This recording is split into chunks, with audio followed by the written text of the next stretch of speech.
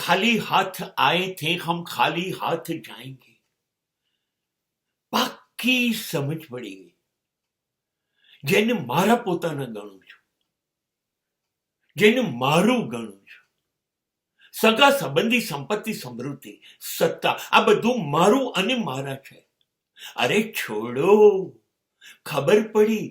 આ જેને બહુ લાડ લડાવું છું, જેને બહુ વાલ કરું છું, જેને માન આપું છું, જેને સૌથી વધુ મહત્વ આપું છું, એ શરીર મારું ક્યાં છે?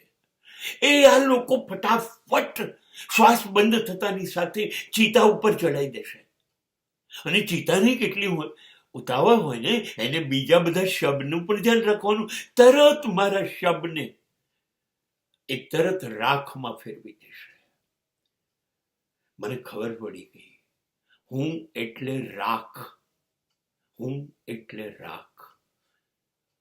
માઠીમાં માઠી મળી ગઈ અને હું, મારી અંદર રહેલું કોઈ તેજ નીકળી ગયું, પરમ તેજને મળવા.